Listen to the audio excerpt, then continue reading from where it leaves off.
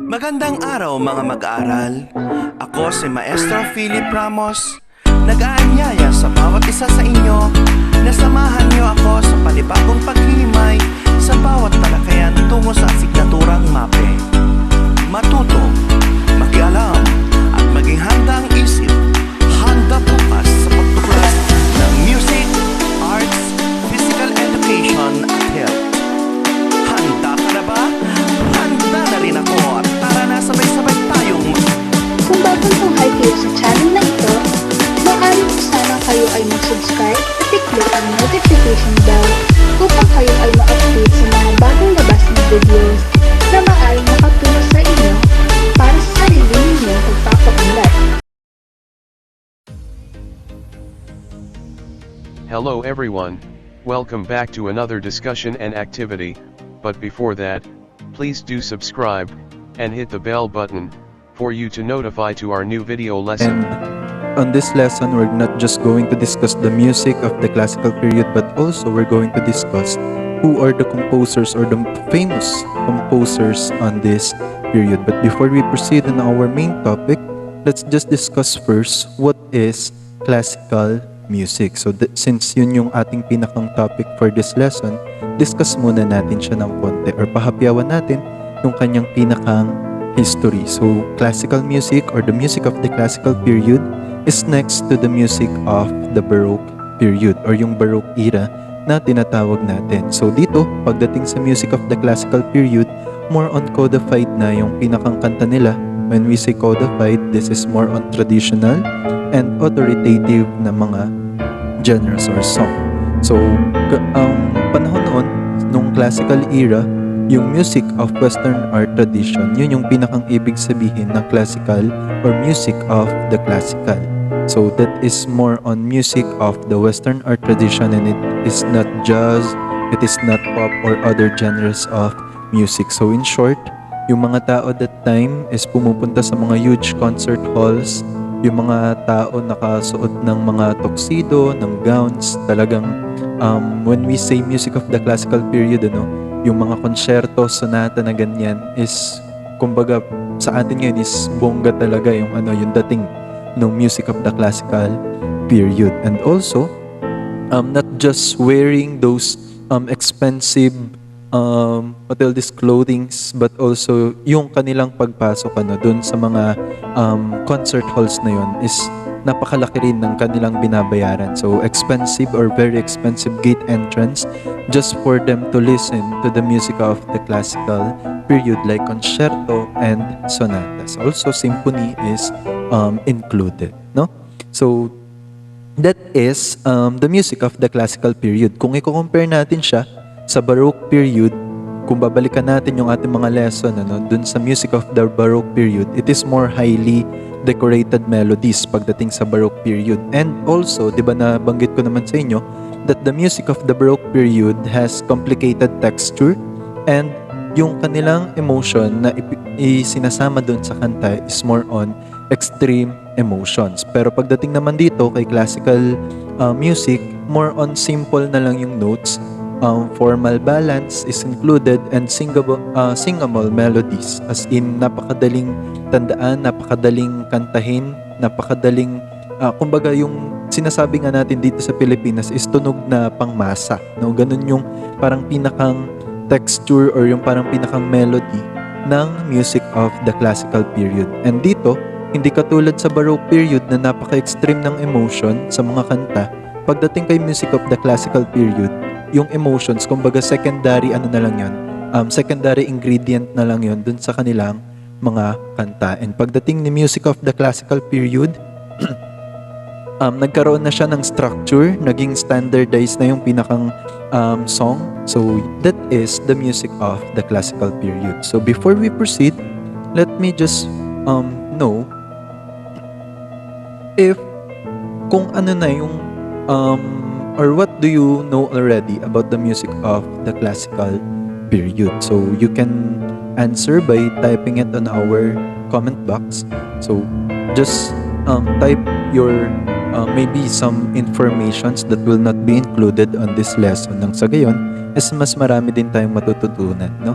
May natututunan kayo dito sa video na to, and meron din ako natututuhan dun sa mga ilalagay nyong information sa ating comment box. So, let's proceed to our main topic. So this is the music of the classical period. Again, as what I've said earlier, this is after the Baroque era. So this is from 1750 to 1820. So this classical period, or the music of the classical period, is also called as the Age of Reason and the Golden Age of Music. Maybe because of that standardized na mga kumbaga structure. So kaya rin siya tinawag na Golden Age of Music. And dito rin makikita natin yung mga famous composers natin on the classical period na talagang kilalang kilala natin, at hanggang ngayon yung kanilang compositions is naririnig natin. Kadalasan nga yung iba is nilalaro pa natin sa piano types. Mamaya malalaman ninyo kung ano-ano yung mga kantang iyon or compositions na yun. So the music in this period was easy to remember, flexible, and simple. So yun nga yung na-mention ko kanina, na hindi siya katulad ng Baroque period na talagang komplikado yung texture, tapos napakaraming, kumbaga, ine-engrandehan yung mga yung kanta that time. So ibang-iba siya pagdating kay classical period. Ang dito kay classical period, as in napakadali niya lang tandaan yung tono, yung pinakang melody. Sobrang daling tandaan, flexible and simple.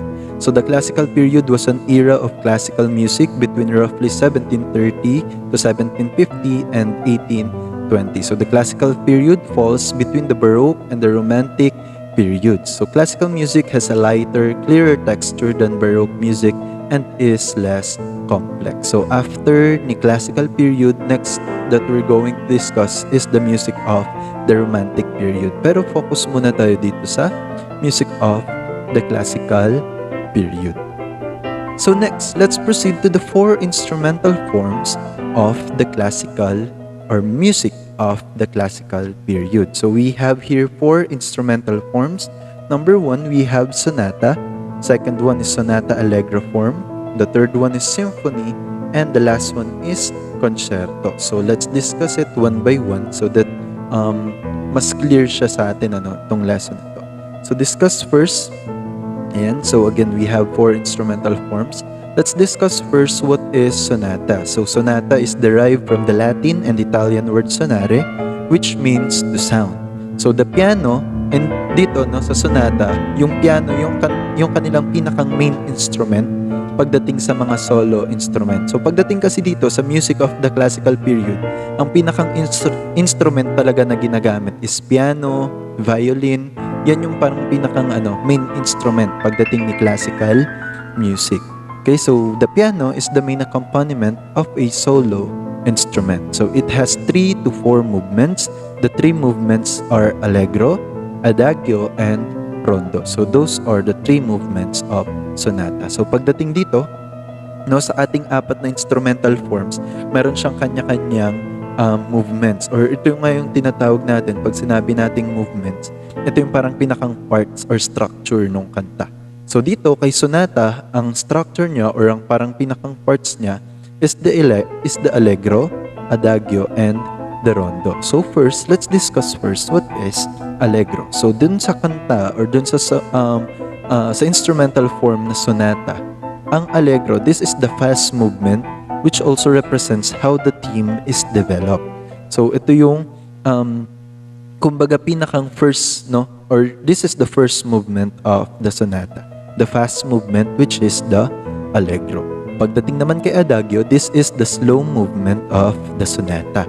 And the last one, or the last movement that we have, is the rondo, also called the closing movement, and is often labeled as the finale. So ito yung parang pinakang koda na matatawag natin. So we have here the allegro, the fast movement, adagio, the slow movement, and the rondo, also called as the finale or the ending. So let us listen first to the sonata of Ludwig van Beethoven entitled Pathetic. So after you listen to this song, just observe on the structure, observe on the forms, the melody, tingnan natin kung ano nga ba yung pinagkaiba niya rin talaga dun, or yung melody niya, ano yung pinagkaiba dun sa Baroque period na last or previous lesson natin. So let's listen first.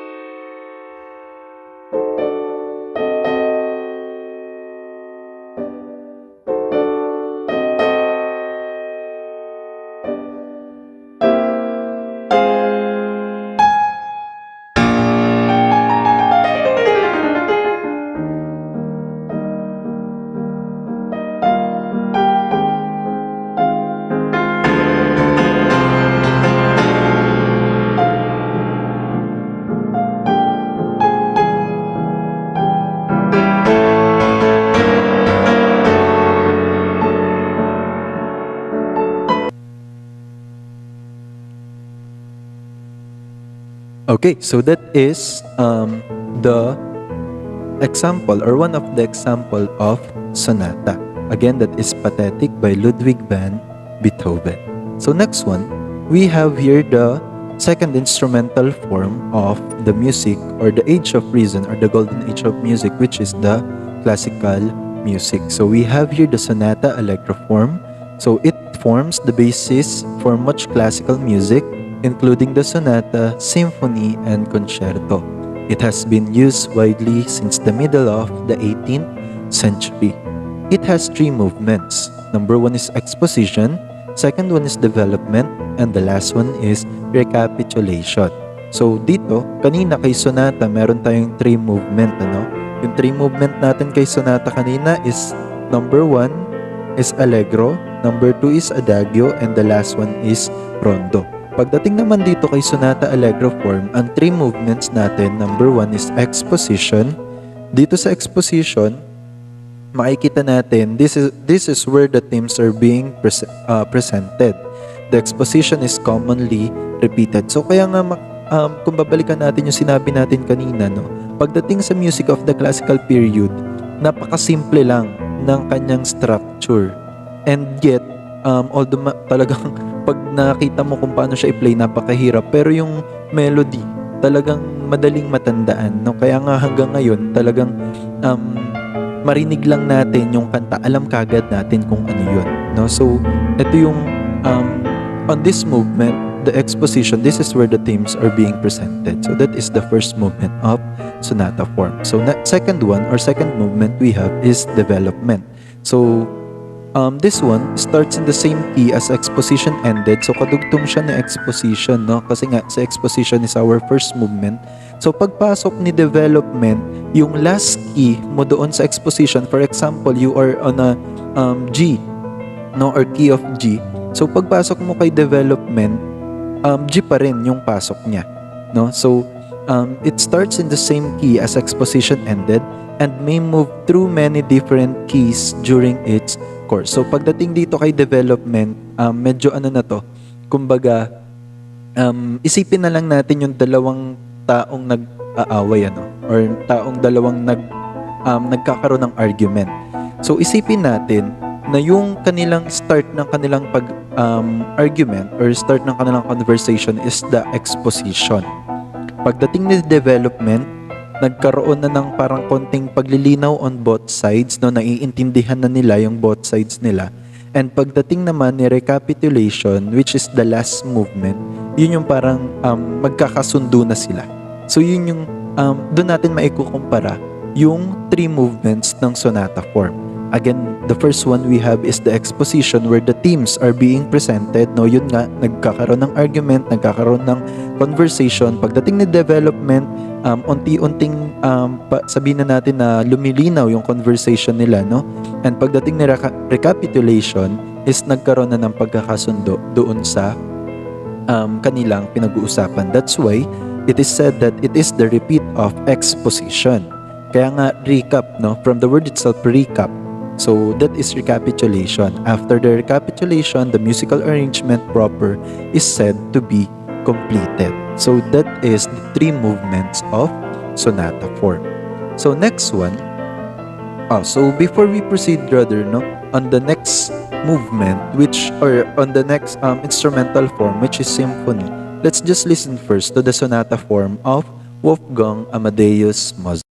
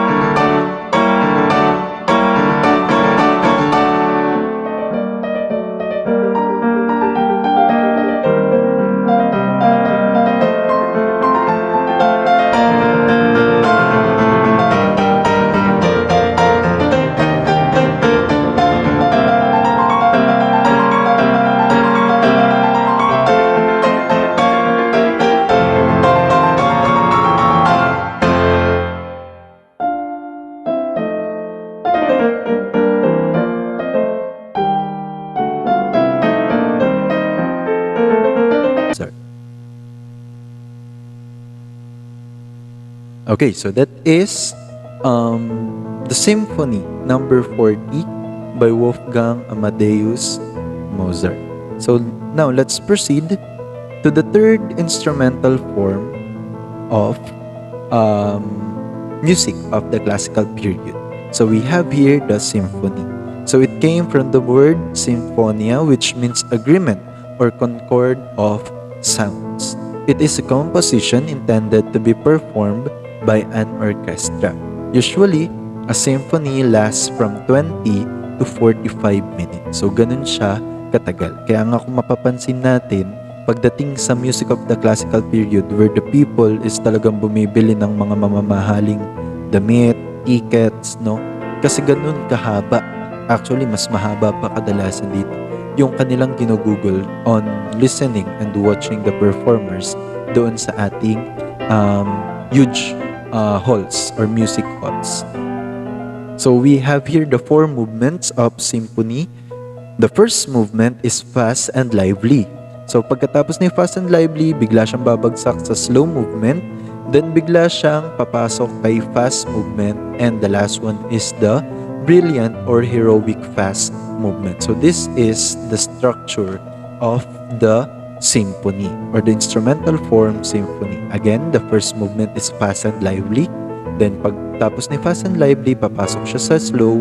Then punta kay fast. And the last movement or the last on the structure is the brilliant fast. So those are the four movements of symphony. So let's listen to the symphony number 5 of Beethoven.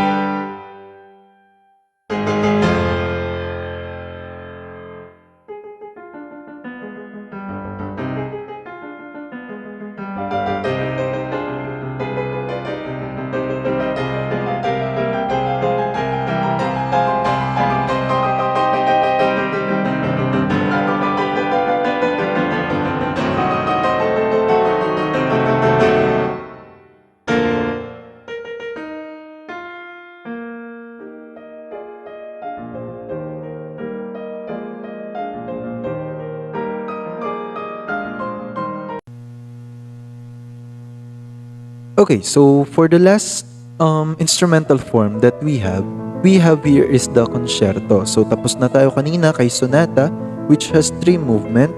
The three movements of sonata is allegro, adagio, and rondo. And after that, na-discuss na rin natin sa sonata allegro form, which has also three movements. We have exposition, development, and the recapitulation.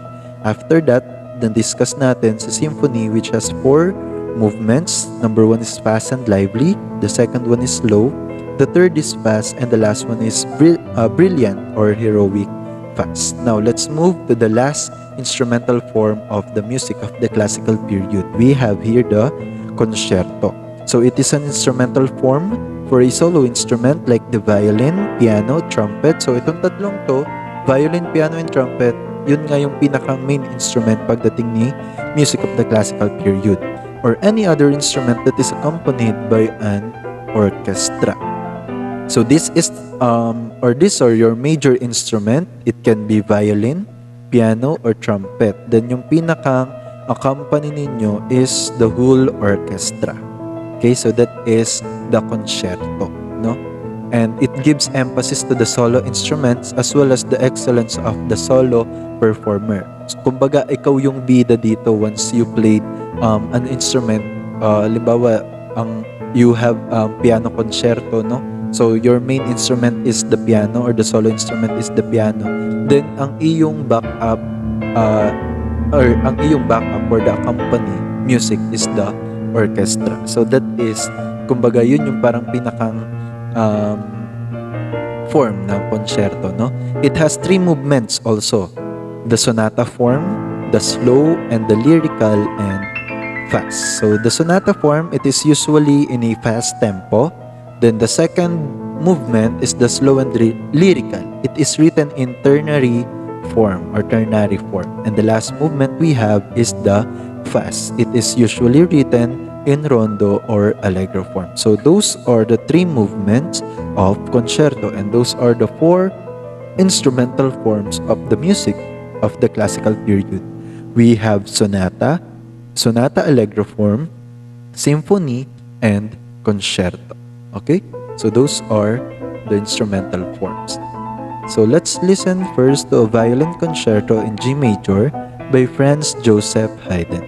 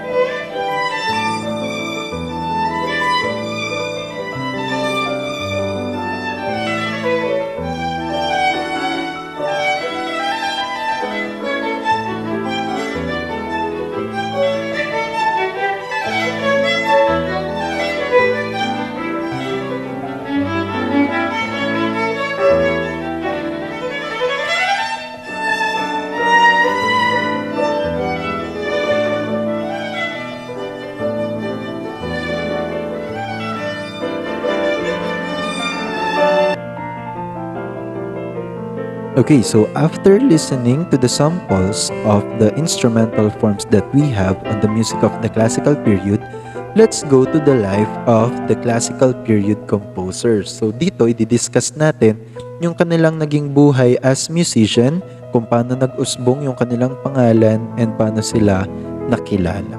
Okay, so let's discuss their life and their compositions. So first on the list we have is Franz Joseph Haydn. So he is an Austrian composer born in Roro, Austria. His father is Matthias was a cart and wagon wheel maker, while his mother Maria was a cook. His younger brother Michael joined him in choir school. He died at the age of 77. But on the age of 8, imagine, no, 8 years old, he went to Vienna to sing in the choir at St. Stephen's Cathedral and to attend choir school. He helped develop musical forms such as the string quartet and the symphony. So he is one of the pioneers pagdating dun sa string quartet. So karaniwan na laman ng string quartet is violin, viola, no, na tinatawag. So yun, apat yun na apat, no, na string instrument, kaya nga quartet. So yun yung he is one of the pioneers pagdating sa string quartet and the symphony. That's why he gained the titles of Father of Symphony and Father of the String Quartet. Si Mozart, na i-discuss natin mamaya, and si Beethoven were 2 of his music students. So dito, yung buhay or yung pinakang buhay ni Franz Joseph Haydn is hindi naman siya galing sa mga or sa pamilya ng mga musician, unlike ni Mozart and ni Beethoven, no? Meron silang kumbaga inclined talaga sa music yung kanilang family. Itong si Franz Joseph Haydn is hindi talaga siya or sabihin na natin hindi siya nanggaling sa family ng musician, no? So nag-start siya as a choir boy, and ayun, nag-end siya as a very popular composer. So that time, no, nung bata pa siya, 7 to 8 years old, wala naman talaga silang violin that time. So ang ginawa niya is pumulot lang siya ng dalawang stick, nag-isip or nag-imagine lang siya that that is a violin. So ganun siya, sabihin natin, ganun kataas yung kanyang eagerness, no, to learn music. And dahil sa kanyang musical intelligence, napansin siya ng kanyang pinsan, kung tawagin ay si Frank, no? At dinala siya sa Heinsberg. So pagdala niya doon, nag-aral din siya doon, yun nga, doon siya pumasok sa, or he attended choir school. Then nag-aral siya ng drums also, except doon sa violin and sa piano, nag-aral din siya ng drums. And after that, one day, tumutugtog siya ng piano and kumakanta siya, and merong nakapansin sa kanya. That's why yun yung naging reason kaya siya napunta sa Vienna at the age of 8. So doon sa Vienna, nagsilbi siya nagsilbi siya as choir boy. Napakaganda ng boses kaya siya nakilala. Then doon kumbaga nagsimula yung kanyang journey as a musician. So doon siya pinakang nag-start sa St. Stephen's Cathedral at the age of 8 years old. No? He attended the choir school, then naging pianist din siya, and yun nga, after years, sumunod yung kanyang kapatid or yung kanyang nakakabatang kapatid na si Michael, at sabay silang or magkasama silang kumakanta or nagsaserve sa St. Stephen's Cathedral. So that is the life of Franz Joseph Haydn. So these are some of his notable compositions. We have here the Paris Symphonies, the Rider Quartet, Surprise Symphony, Drum Roll, London Symphonies, and the Military. So those are some of his notable compositions. So that is the life of Franz Joseph Haydn and his music. Next one on the line we have here is Wolfgang Amadeus Mozart. So dito naman, he was born in Salzburg, Austria on January 27, 1756. His father, Leopold, was his first teacher in music. He faced financial difficulty because of his luxurious living. He died poor at the age of 35 on December 5, 1791. So napakabata nitong si Mozart nang siya ay mamatay, no? Napakaraming kwento behind kung bakit siya namatay. Merong kwento na siya ay nilason. Meron namang kwento na ito ay dahil sa kanyang trabaho, kumbaga overwork, no? So may mga kwentong mga ganon about sa pagkamatay ni Mozart. So he wrote his first symphony when he was 8 and his first opera at the age of 12. That's why he was known as the child wonder. As a child, he toured Europe together with his father and sister, Maria Anna. So ito kasi si Mozart, actually 7 talaga silang magkakapatid, pero ayun, 2 lang silang nakasurvive together with his sister, which is yun nga, si Maria Anna. So ito si Mozart, unlike ni Haydn, is galing siya sa family ng musician, katulad ng kanyang tatay na si Leopold. At ang pangarap ng kanyang tatay para kay Mozart is maging child prodigy. Yun yung pangarap talaga. Kaya etong si Mozart, 3 years old pa lang, nakakaintindi na siya ng chords. No, ganun siya, sabihin na nating ka-intelihente pagdating sa music. Imagine 3 years old understanding already the chords, yung mga ganyan, no? And on the age of 6, naging na siya, piano player, violin player, ayun. Kasi nga, yun yung pangarap ng tatay niya, na siya ay maging isang child prodigy. Then, at the age of 13, pumunta siya ng Italy kasama ng kanyang tatay. Then, ayun, doon parang yung simula nung kanyang compositions or nung kanyang journey, no? Parang kumuha siya ng mga inspiration dun kay Johann Sebastian Bach and Handel, which is yung na-discuss nga natin last discussion natin sa Baroque music. So yun yung kanyang naging inspiration that time. So Magic Flute is one of his most famous compositions. Then ito si Mozart, pagdating niya ng mid-30s, no?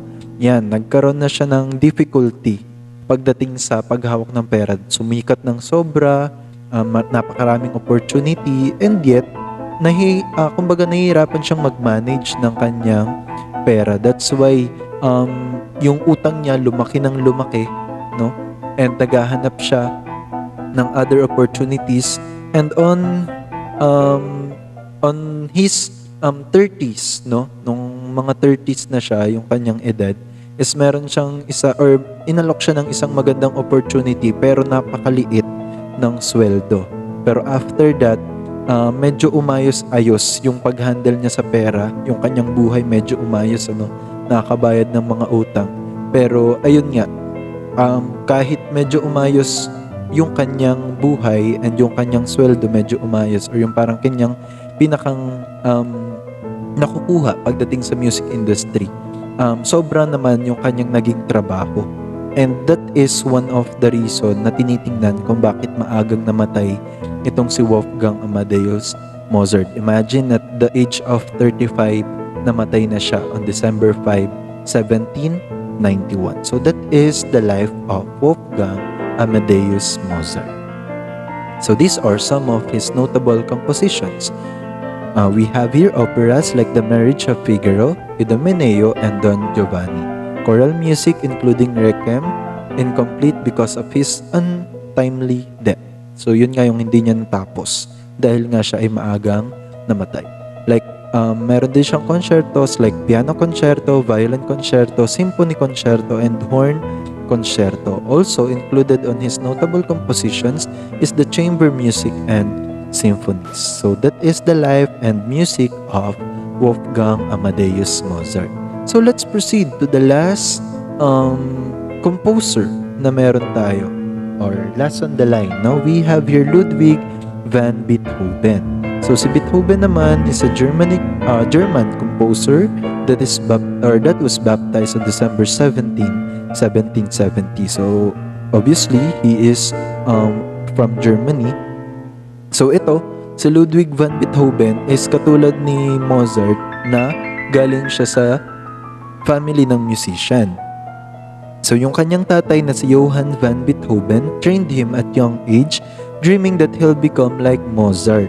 So a young prodigy. So yun yung pangarap naman ng tatay ni Beethoven, na siya ay maging katulad ni Mozart na young prodigy.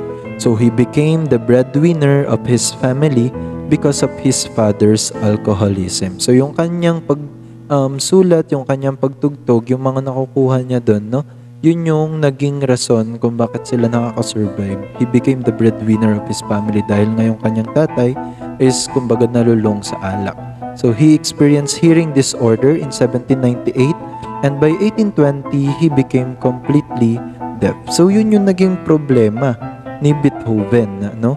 Yung kanyang pagka-bingi. Kaya nga karaniwan isa rin siyang, or tinawag din siyang deaf genius. Kasi kahit na siya ay nabingi na, imagine nakapag-compose pa rin siya ng kanyang mga compositions, no? He had his first public piano performance at the age of 8. So itong si Beethoven at the age of 3 or at the age of 5, no, 5 to 6 is natuto na rin siyang mag-play ng piano. His first piano composition was published when he was 12 years old. So imagine that 12 years old pa lang, meron na siya or na-publish na yung kanyang kauna-unahang piano composition. So Gottlob Niffy became his teacher since his father's teaching talent was limited. He became the court organist of Maximilian, Franz Elector of Cologne at the age of 14. So yun yung sa Cologne Cathedral. So he was recognized as the composer of the millennium. That is his title, the composer of the millennium. He represents the highest level of a musical genius. So that is the life of Ludwig van Beethoven. So mid-30s, medyo nagbago yung kanya. Kasi nung mid-30s niya, 25, 27, mga ganyan. Nung kanyang mid-30s, mga 32 to 35, yung mga ganyan. Medyo nagbago yung kanyang parang genre or nung kanyang inspiration sa kanyang mga composition. Medyo nag-shift siya papunta sa heroic works or heroic deeds. Yun yung parang naging kanyang pinakang inspiration, no, sa kanyang mga composition. So he was a student of Franz Joseph Haydn together with Beethoven. So parehas silang naging estudyante ni Franz Joseph Haydn. And pagpatak ng 1819, yun, dun siya totally naging bingi, no, or deaf. And ayun nga, yung kanyang kamatayan is sobrang tumatak sa mga tao. That's why nung kanyang libing is halos 20,000 na tao yung dumalo at nakiramay sa kanyang libing. So that is the life of the three most famous composers of the music of the classical period. So going back, para ma-review lang tayo ng konti, again, sa ating music of the classical period, this was also called as the age of reason and the golden age of music. So if we're going to compare the Baroque music and the music of the classical period, pagdating ni classical, mas simple na yung forms, standardized na, may structure na, no? Talagang madaling tandaan, madaling kantahin. So yun yung parang pinakang characteristics of the music of the classical period. So meron tayong 4 na instrumental forms sa classical period. Meron tayong sonata, which has 3 movements, the allegro, the adagio, and the rondo.